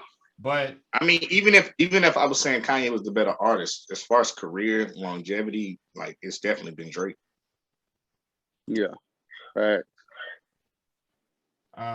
Still, I don't think Drake can create. I don't think Drake can create a My Beautiful Dark Twisted Fantasy. Absolutely not. Absolutely not. I don't think none of Drake's albums can touch that album, honestly. Yeah. But but as far as like longevity and career, it's definitely been Drake. Yeah, man. He had a lot to say. This to me was an angry Drake. He sounded very, very angry when he made this record. And this was the one I remember I had sent y'all a tweet where he said that he was going back in to add 48 more bars because he was with all the smoke. I'm pretty sure that's what this song was. He went back and he added this at the very last minute. Kendrick caught something in this one. It was when he said, if we're talking top three, you slide into third base or whatever the fuck he said. Because I don't think anybody's looking at Kanye as a top three. Kanye is already a GOAT. And plus, like, I feel like Kanye cares, but people don't really care to put Kanye in the top three right now. Like, once you've been in the game and like an OG, once you're already a GOAT, it's like Nas. Like, you don't have to say Nas is in top three right now, because it's like Nas has been here for 2 decades or more. Like, it's like you don't have to put this person in that top three category, whatever. It's like they solidify. They a GOAT already. Once you're already an established GOAT, it doesn't matter. I wouldn't care. Yeah, I'm already a GOAT. If I'm already Kanye, if I'm already Nas, I'm already Jay-Z. Like, yeah, they had they little, you know, they little not little. I'm just glad. Yeah, I'm just glad people are like still buying my music, like buying my albums. Like if I drop music, I'm saying I don't have to be in the top 3 anymore. Like I'm already, you know what you're gonna get from me. Y'all already established that I'm a GOAT. Like I said, those 3 are like the perfect example of longevity. Because, like I said, we got people. You got people born in 2000 don't even know about that era when they dropped in the 90s, and they, like I said, you still got people buying their music. Like, come on, exactly. That's why I hate when they be talking about like my cousin. He'll say like Jay-Z is irrelevant, but I said, but why is everybody still buying his music though? Why is his album still going platinum? I hate when they say a person is irrelevant or whatever. I'm just like, the person make good music. I'm listening to it. Period. Yeah, like it's not about how many music songs you make. It's just how the quality of it is. Like quality of the music. It's still make good music. I've heard people say that about Pusha T. He's irrelevant. His time, he ain't made a hit since so and so. I'm like, so that means you only listen to music to hear a hit. I was like, that's kind of whack. To me, honestly, I don't think they're there to make hits. They're just like I said, they're there to make great just make good music. Like, I don't care about hits. Honestly, I care more about B-sides anyway. Yeah, because I told you, if you think about it, their music are not made for hits like that, and that's the good thing about it. Because hits is just hits. Like, all right, I'm going on a run. You know, I'm gonna take over for a little bit. They don't gotta just do that no more. Like, they just drop a song, and the song is probably still gonna be fire, regardless if it's a hit or not. Just make good music. That's the difference between the 1%ers, and then you got the good little rappers like Lil Baby and all that. Like, they don't care about them hits. They make great quality music. Yeah, man, that's how I feel. Yeah, I think what it is there's just different roles that certain artists play in hip hop. You know what I'm saying? There's artists that are there to occupy the radio. There's artists that are there for people who want to hear underground shit. There's artists that are there that are able to do both. Everybody has different roles to play. You know what I'm saying? Mm-hmm. And I think the whole irrelevant versus relevant thing, I think that's a stupid conversation. I don't care about that. It's a dumb conversation. I don't think that Pusha T's role is to make hit records. I don't think, Wale is here. Well, even though Wale makes hit records, I think that he has different roles that he plays too. You know what I'm saying? What I feel about Wale, I feel like Wale makes records and something just ends up being a hit. Right. See, that's different. Like, it just something ends up, you just make music and then something becomes a hit. That's different. But yeah, I don't know if Wale just be set out to just make hits, but then at the same time, I know Wale kind of feels a way when people are not feeling his music like they're feeling the Kendrick or Cole or somebody else. But like you said, yeah, people got different roles in hip hop and subgenres of hip hop. Some people are, like you said, are there to just occupy the radio. Some are just gonna be forever underground hip hop, and I just feel like with hip hop, people just got to stop being lazy. Like, look for good music. Be like, oh, where is this? This doesn't. All we got is the radio. I mean, it's good music if you search hard enough for it. Really, to me, searching for good music is the real. Like, you find the real gold. Like, you find the real good music if you actually search. But if you just depend on the radio for good music, that's all you're gonna hear is hits. Like. And I don't live for hits. I live for just whole projects that sound great. Like, yeah, I agree. So yeah, I agree with that. But yeah, Kendrick definitely caught a bar with that. I think that was definitely directed at Kendrick. There was another line on here too. That was, I felt like could have been directed at Kendrick. It was when he said, hold on. Let me go back. And Drake is so great at this. He's so great at this because you can interpret it how you want to interpret it. It could have been for Kanye. It could have been for Kendrick. It could have been for either one of them. You over there in denial. We're not neck and neck. It's been a lot of years since we've seen you come and correct. So I feel like that. I remember that. I remember that. That could be applied to both of them because Kanye hasn't given us a great Kanye album in a while. and it could be applied to Kendrick because we haven't heard from Kendrick in 4 years. In a while. In 4 years. So, and on top of that, the conversation is that Kendrick and Drake are neck and neck. So to me, I think that could more so be applied towards Kendrick, but that's why Drake is so great at writing, because it could be applied to both of them. Left up for interpretation. Left up for interpretation. He does that a lot, where you be like, he learned it from Jay. Said that line. he learned it from Jay. He got all that. Like, what the hell did you mean when you said that? I feel like he does that with women too. He'd be like, and a woman be like, what? What the hell does that mean? Like, he'd be like, I don't know, figure it out. I agree with that. And the line, of course, I have brought it up to you guys when he said, I'll keep it cool with you, then mark a nigga like Copenhagen. That was one of the hardest bars on this whole fucking album.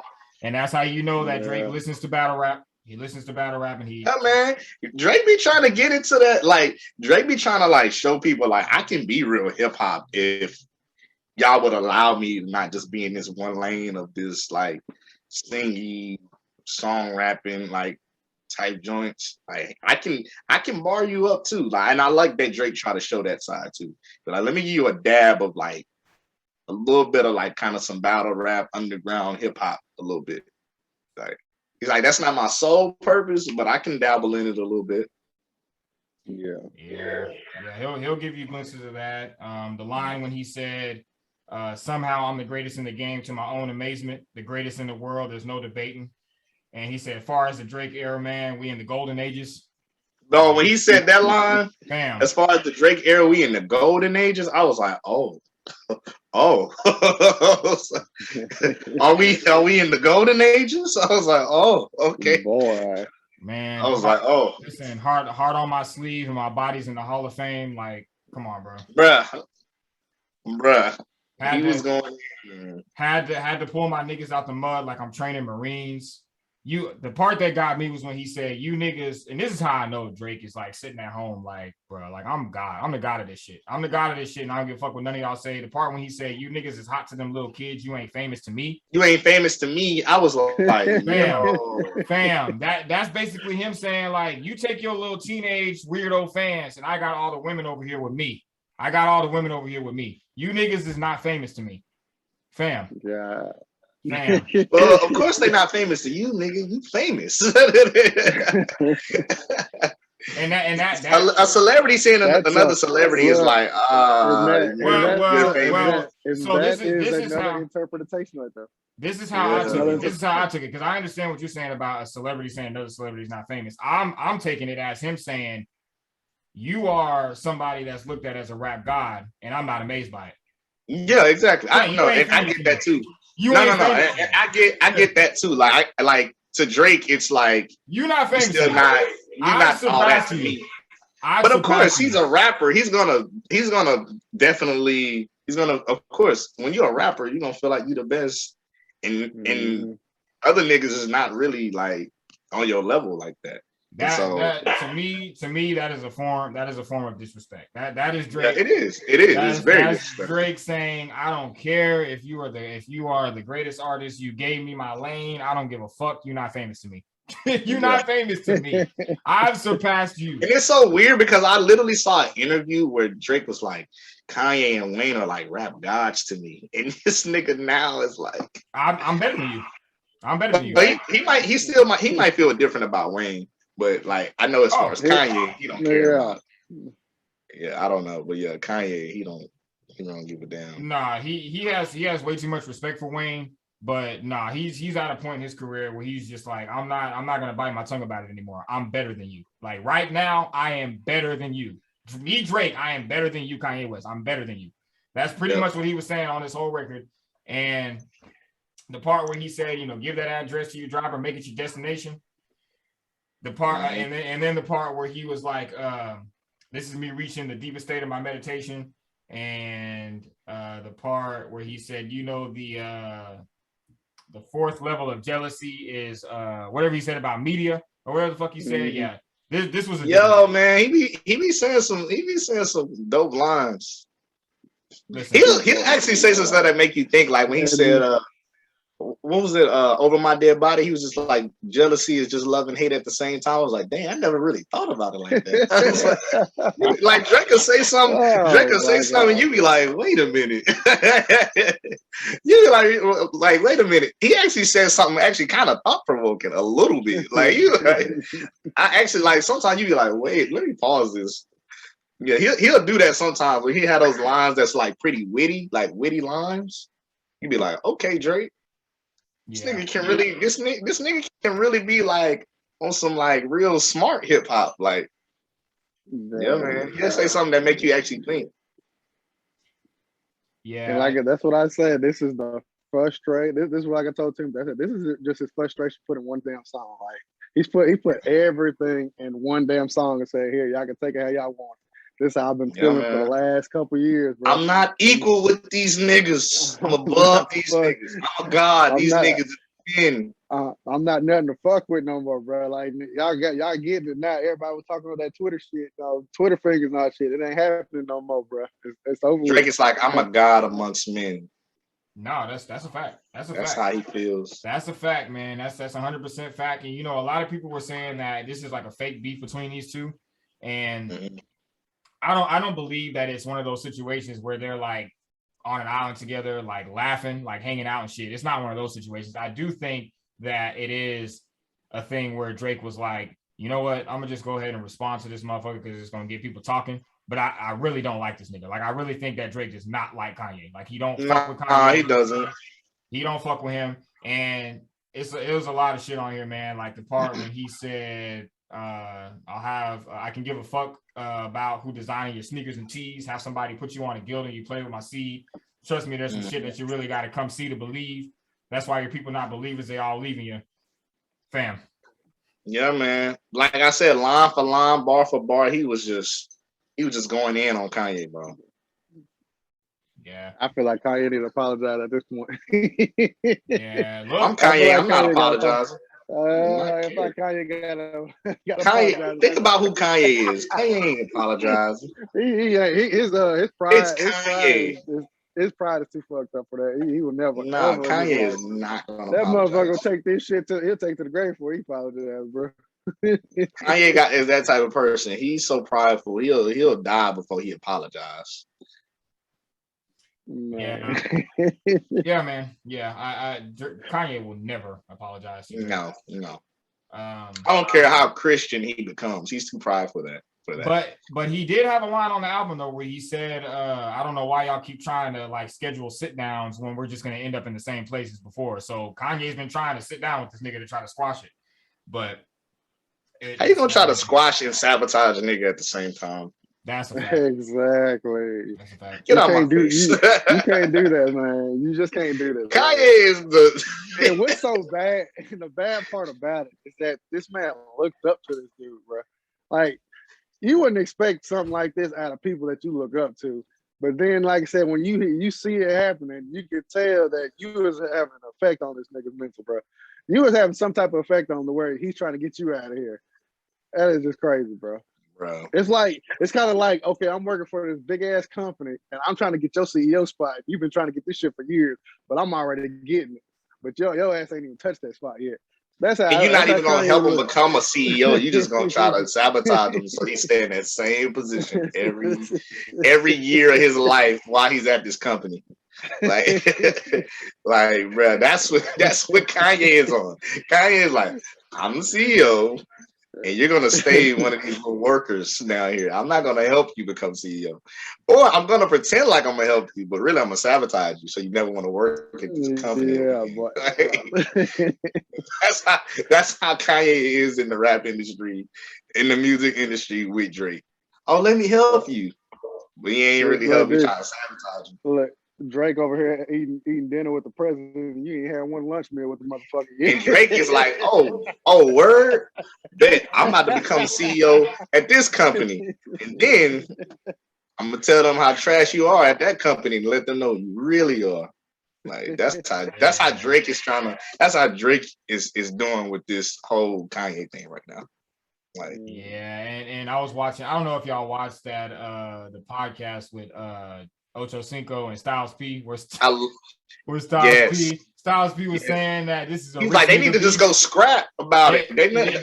He said this is a rich nigga beef. They just gonna rap about fashion and who has exactly. better shoes, who has better I love what Styles P said about that, bro. I love that because I was watching him talk about it. He's like, all these niggas is gonna do is just like it's like who's richer, who's gonna like buy this boat or something like that. I was like, bruh. Like he's like, they're not gonna he's like, this ain't no street beef. They're not gonna go in the backyard and scrap it out. He's like, these niggas is just gonna keep.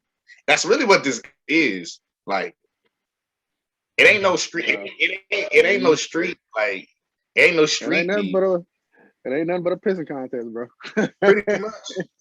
Pretty much, bro. Ain't nothing but a pissing contest right now. Who can buy a watch with more diamonds in it? Who can like? Hey, listen, Drake got one with 60 blue stones in it. I don't want to hear nothing from nobody else. Hey, Kanye's a billionaire. Is Drake a billionaire? I don't.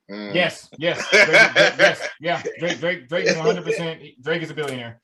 And I'll tell you why Drake is a billionaire. I'm gonna tell you why Drake is a billionaire. Because if we're talking, please tell me how. He may not have it in his pocket right now, but if we're talking equity, Drake is a billionaire. Oh yeah. Drake is a fucking. I can tell you right now, and I don't listen. I know right now Drake has a deal somewhere on the table that's worth $1 billion. I don't give a fuck what nobody says. I believe it. He may not have it right now on what's the thing? Forbes. Mm-hmm. I don't care. Drake is a billionaire. He's a billionaire. Yeah, no, the way his stuff is going for him, I wouldn't be surprised if he's secretly a billionaire. Drake is a fucking billionaire. In equity, he's made whatever fucking label he signed to, Republic. I don't know who the fucking Republic, Cash Money. He's made. Drake is a billionaire.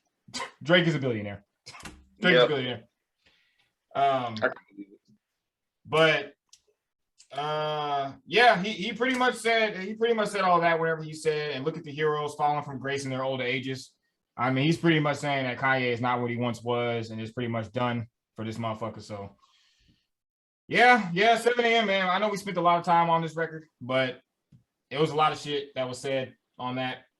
The last half of this album though was kind of difficult for me to get through, with the exception of You Only Live Twice and Remorse. Oh man, You Only Live Twice, Wayne. Hey, Wayne, look, didn't I rap like that every time you rap because everything else has been trash. Didn't I say it? Didn't I say that if Wayne was gonna be on this album, he was gonna have a better verse than Drake, and he had a better fucking verse. He did say that. He had a better fucking verse than Drake. But he don't rap like this on whole albums. That's my whole thing. He don't rap like this on whole albums. It'd be trash. And I love Wayne. Wayne is an icon. Hey, like I told Tim, I said, you know what? I said, what it's gonna be? I said, Lil Wayne probably heard all that criticism talking about how Drake doing right now. He said, all right, hold my blunt and my alcohol. I'm about to show this nigga on his own shit. But Drake is still rapping better, but I'm saying Wayne is like, I knew when Drake put Wayne on the song, Wayne was probably going to have the better verse. But if we just talking about currently rapping on songs, Drake is rapping better than Wayne. Yeah. Period. He's rapping better than Wayne, but I will say this: all of the Wayne features that we've gotten, they've all been great. Hard. Tyler, the Tyler feature was amazing. This one was amazing. Excuse me. Yeah. The Big Sean, amazing. The joint with Benny, that was hard. Yeah, Benny was amazing. Even the Polo G shit. The Polo G shit was crazy. So yeah, you Only Live Twice was one of the highlights of the album. The beat was crazy. Rick Ross came in rapping his fucking ass off. Rick Ross, bro. They don't talk about Rick Ross enough. This nigga is a lyricist. Hey, this nigga. Yeah, Rick Ross don't get enough props. I really feel that now. Man, like I remember I used to ride Meek Mill's wave so hard to where I thought he was better than Rick. Now it's like I listened to it, I said, you know what? I don't know where I was coming from when I was saying this. Rick Ross be showing his ass when you get him on with big rappers, bro. He show his ass. Yeah, bro. I used to honestly, I'm not gonna even lie to you. At one point, I used to kind of like neglect Rick Ross albums and stuff because I was so heavy on like Stally and Wale, like and Meek, like a little bit of Meek. Nah. But then I started going back to Rick Ross. I was like, I understand why these niggas just signed to him. Like When I was like, I knew Rick Ross was different when I heard Teflon Don. When I heard Teflon Don, I was like, bruh. Yeah, man. Nah, Teflon Don is a classic. That's a classic facts. album. That Facts. Rick Ross put together a perfect track list. You can listen to that album all the way through. And Teflon Don has Tears of Joy on it with CeeLo Green. That's one of the greatest Ross. That's one of the greatest songs ever. Ross got one of the best catalogs in hip hop. 100%. But You Only Live Twice confirmed that we are never getting a Drake versus. It's never happening. It's not happening. Oh no, hell no. It's not happening because he called Swiss Beats a bitch. And you know, Drake is such I caught that line and I was like, oh, you fancy. Swiss Beats will never. Yeah, no. Swiss Beats will never. You think I'm gonna give a nigga a versus after they call me that? Hell no. Hell no. And it's crazy. First of all, we might throw hands when I see you. First off, it's crazy because when he said that line, the beat drops out and it kind of sounds like the second part of Fancy. So like Drake is such a demon. He's such a demon that he diss Swiss. Bro, he be on demon time every day, bro. How you gonna diss Swiss Beats and make it sound like the beat that he put on your album? Like what? On your first album. On your first album. Bro, he be on demon time every day, bro. Every day. But no, that's one of the best records. That's one of the best records on the album. Wayne came through and smashed that shit. Drake bodied it. Rick Ross, they all had amazing verses. Every single one of them had amazing verses. Let's see. What was next? How did y'all feel about the Ty Dolla $ign shit? The get along, whatever it was. Get along better. Get along better. Yeah. It's like I like that song, I think. I probably would have to go back to that song. Like I said, a lot of songs on there kind of made it hard to do replay values for other songs because it makes you kind of forget about them. Like it's a good song, but every other song on there just makes you like, yeah. I already know. Every time I come to this album, I already know my top 5 that I'm gonna be popping on this shit before I go to something else. It's a lot of music. Yeah, it's a lot of songs on here. Yeah, I wasn't really feeling the Ty Dolla $ign record, and it is right. I can't remember which one of you said it. I think it was you, Lauren, when you said Drake tries to recreate moments. I think he was trying to get another Overnight off of Scorpion. Yeah. That song was fire. That song was fire. This one didn't really hit like that with me. How did y'all feel about the Cudi feature? Because I never thought I would see the day do a record together. Because the last that I know about Drake and Cudi is the beef because of the diss, and that's why Pusha T was throwing disses at Drake because Drake was talking about Kid Cudi's mental health on 2 Birds, 1 Stone. So that was a beautiful thing. It's like he's reuniting with everybody except Pusha T and Kanye. That's funny. That's funny that you said that. Yeah, because he's Meek, Chris, Kid Cudi. Do you think he put Cudi on here on purpose? To be like, no, he did. Come on now. To be petty. That's what Kanye is like Kid Cudi's brother, because Kid Cudi is kind of like a Kanye. Travis Scott is too, like they're fruit off the tree. Kid Cudi's one of them creative, dope artists. Of course he did. And Kid Cudi and Kanye are like literally like brothers. They got a whole project together. They are pretty much brothers. Oh, absolutely. He did that on purpose. Kanye, look at this. I got one of your used to be artists / brother on a record with me. Of course. Really, all of the people that was on this project was on Donda. Almost everybody. Just about. Yeah, like, come on. He does that. He was like, oh yeah, like, come on. I can get these same people that you just got on Donda or whatever project before that. I can get them on my stuff. Like, oh yeah, he did that on purpose. He did that just to spite Kanye. He did that. Yeah, I mean, you could say that he did it on purpose, which is cool, but the song wasn't all that great. So I guess it don't even really matter. I mean, the song was cool. It was cool. It wasn't like amazing or anything like that. It wasn't trash, but it wasn't anything where he could be like, yeah, like I got your brother on my shit. And Kanye. Yeah, it wasn't like because he's done like way better records. I know. I look, Tim. I know what it is. Cuddy didn't do enough humming, huh? He didn't do enough on the song. He didn't do enough on the song. That's why you don't like. Yo, and it's crazy because usually Kid Cudi will kill it because Kid Cudi got way better joints with Kanye than he does with that one joint with Drake. Yeah, that's what I was saying. Like Drake could do that out of spite, but Kanye has so many classic timeless records with Kid Cudi. Kid Cudi, bro. That it doesn't matter. So it's just like multiple records with Kid Cudi. Yeah, I just thought that song was okay. Like it was all right. Nah, you're right. You're right. It was just okay. Right. Like it was just okay. It wasn't amazing. It was just cool. I don't know. He kind of he could have left that off of there. He could have put that on Dark Lane demo tapes or something. Yeah. Fucking Fans. I don't even really remember that song. I don't even remember. Matter of fact, what's funny because the story behind Fucking Fans, they were saying that's the time when I think Drake was trying to rekindle things with Rihanna, and they like even on verse on there said even when I found out I had a baby, your homegirl told you that, I bet that hurt you. They were saying that that song was kind of dedicated to Rihanna, like it's like an apology to Rihanna. Damn, I didn't know that. Which is kind of weird. I'm gonna have to go back and I'm gonna have to I'm gonna have to take that in because I didn't catch that. Because what it was, because even he said everybody in the industry wants you. I was like, bro, I said, you know what? He probably is talking about Rihanna on that shit. And then he was talking about that she got tired of him because he was always doing shit behind her back, I guess. I don't know, because I don't know the whole story behind what happened between Rihanna and Drake's relationship. But that song kind of speaks for itself when he's like, what happened, I guess what happened between them two. And it kind of tells what, like, I guess Drake was actually at a point in this time where he was like wilding out with all these girls. And then he had a baby on a girl, and then he was trying to rekindle things with Rihanna, but it wasn't working out because of what he was doing. I was like, it does make sense when you listen to the song. It kind of tells you, like, it's like a little backstory behind a lot of stuff he was doing.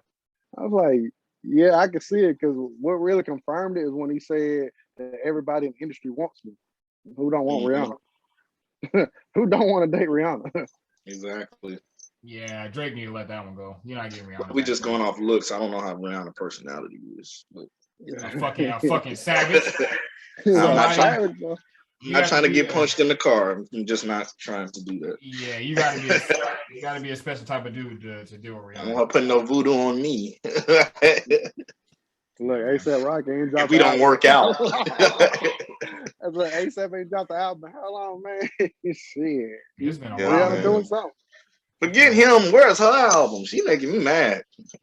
Yeah. Like Timothy said, she better drop 2 albums for this. She said she was dropping 2. She better. She a billionaire. She don't need to do music no more. It's done. Somebody literally said, "Drop your album." She said, "Grow up." Well, I'm about you grow up and drop an album. Hey, like I said, that like at this point, you got artists that don't really just need to do it no more. Like, I mean, that's facts. Rihanna got like 9, 10 albums. Rihanna got it to where she don't need to do it no more. How many albums she got? She got like 9 albums, 10 albums. Shit, I don't know. I just know she got a lot. She got a lot. It's like 9 albums, and some of those albums was like back to back to back, like 3 years straight. Yeah, Yep.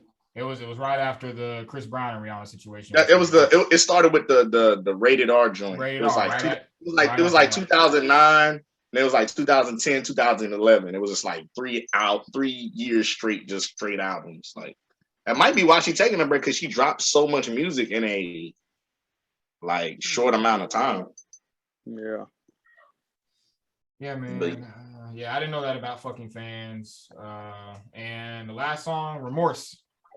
The Remorse, boy. I'm not even gonna lie. It seemed like that song was dope to me, I think.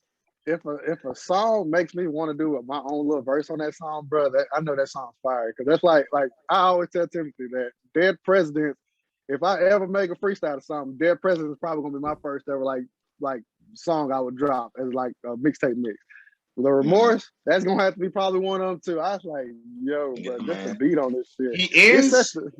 He ends the records good, and he starts and ends his album good. Even if it's been some songs on there, you'd be like, he usually start off pretty good, and like he ends it pretty good. Like, man, what? You're lying, bro. Yeah, the Remorse is fire. there were a couple of bars in there at Kendrick, and Future was on 3. He was on 2 records on this album, and he had vocals on Pipe Down, but he name dropped Future a lot throughout this album, so that kind of lets me know that we're about to get What a Time to Be Alive too. Yep, yeah. I thought about that too. I was like, he put Future on a lot of these joints. Yeah, man. What do you say? What do you say? Future signed a deal. He didn't even have to show me. That's how I know, like how. That's how you can tell how close him and Future is. Because Future can do whatever the fuck he want, but he's still gonna fuck with Drake, and Drake's still gonna fuck with Future. I was like, that's like a brotherhood thing. Facts. Yeah. This album definitely had a little bit of What a Time to Be Alive promo in it, so we're definitely about to get a part 2 of that.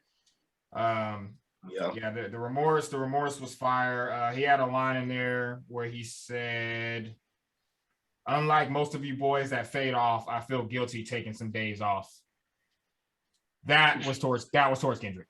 That was 100% towards Kendrick, because Kendrick has been gone for so long, and a lot of the conversation is that people don't care about Kendrick anymore. People don't want to hear another album from Kendrick. He's been gone for way too long. Where you at? What you doing? And let's talk about that. Let's talk about this bar, because it's interesting to me, because even though he's saying that, I think that Kendrick Lamar is somebody that can take 4 to 5 years off, still come back, still do numbers, and still deliver a classic album. So I don't know. I was looking at that more of like a bad thing, of basically Drake saying, I can't take off, because if I take off, the narrative may change. You know what I'm saying? That's facts. Like, I don't think Drake can do what Kendrick can do. No, I don't. And because Drake has a formula. Kendrick has a formula. Kendrick can do that. Drake gotta constantly drop something, like, or a feature. He gotta be on something. Like, his name is just too big to like just take a big ass pause like that. Like, Drake can't go for 5 years. Drake is gone. He needs to be done.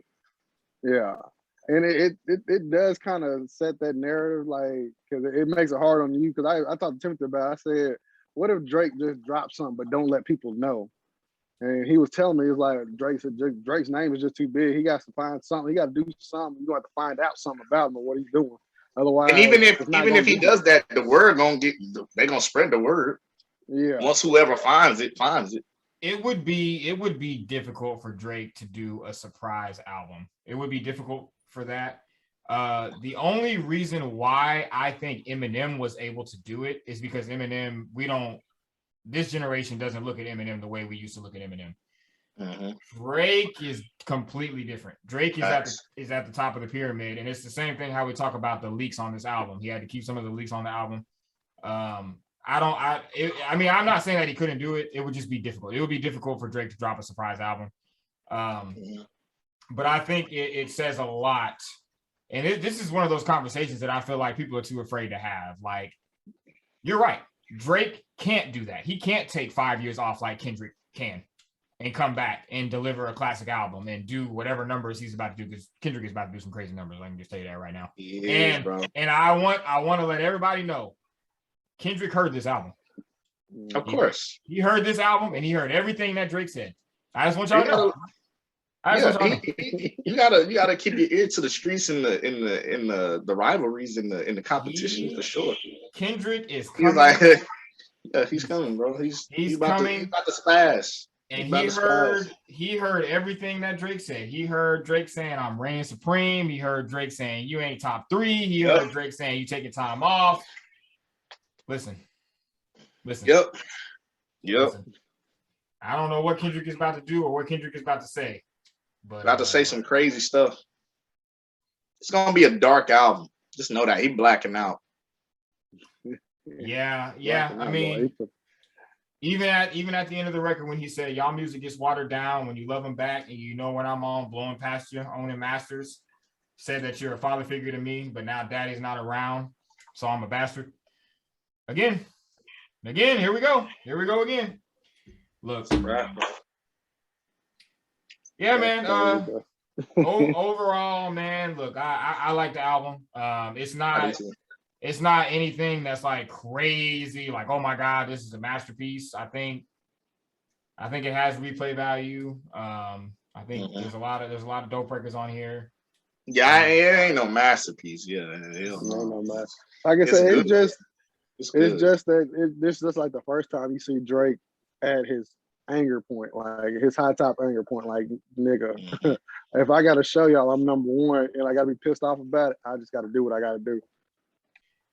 He did 600,000 first week. So I know I said some things about him doing less than 700K.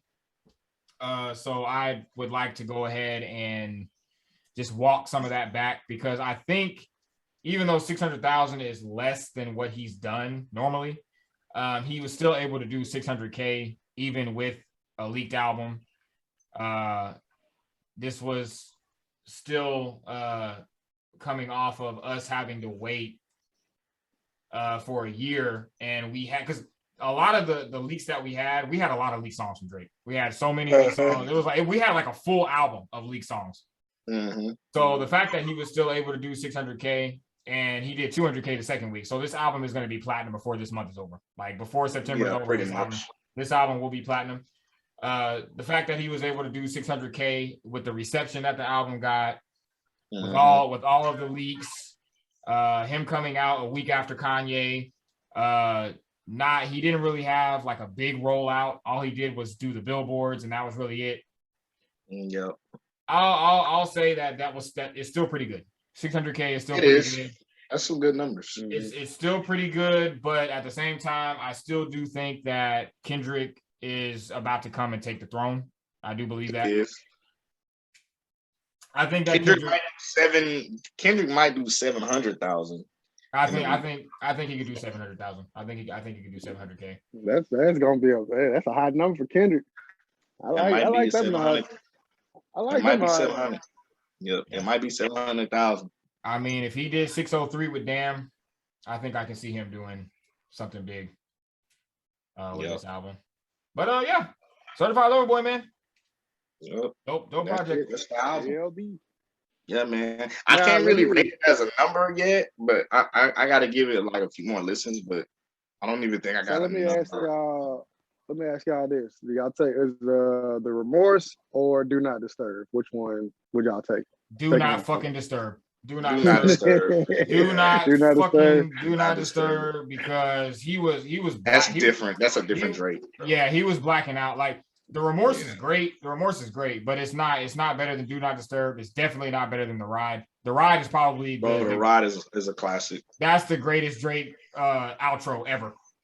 Yeah, man. Ever. The way to end the album right there. I'm telling you, he starts albums and end albums well. Like that, he's great at that. What was the last song on Views? Because I can't remember because I thought it wasn't Fire. It wasn't Fire and Desire. It was a rap song. I can't remember what it was called. Hold on, I can look real quick. I can't remember because I don't listen to Views often. So I think it was just called Views. It was Hotline Bling. Yeah, Views. Either Views or Hotline Bling. One of them two. I think it was Hotline Bling was the last one, but before that was Views. Hotline Bling is the last song. So Views was probably the last record, and Hotline Bling was probably like the deluxe or something. So Views was probably the last record. Okay. Well, yeah. No, the Remorse is dope, but nah, I wouldn't choose the Remorse over Do Not Disturb. Nah, it's definitely Do Not Disturb for sure. He blacked out on Do Not Disturb, bro. Yeah. You one day star bitch. I told you I'm in the shit for eternity. Man, I'm telling you, bro. Man, why you have to go after your boy like that? Yeah, man. Yeah. I tell you. But yeah. Overall, I do like the album. I will be playing this. A lot of the conversation is whose album is better out of Kanye and Drake. I'm not even gonna play into That's that. Comparing apples to oranges, honestly. Yeah, I'm not gonna play into that. I've been listening to both albums. I enjoy both albums. Exactly. I enjoy both. I feel like you can't really compare the two. It's two completely different types of music. Yeah, man. Different the beats, everything, the delivery of the music is so different. Like you can't even, and not even in the same realm of.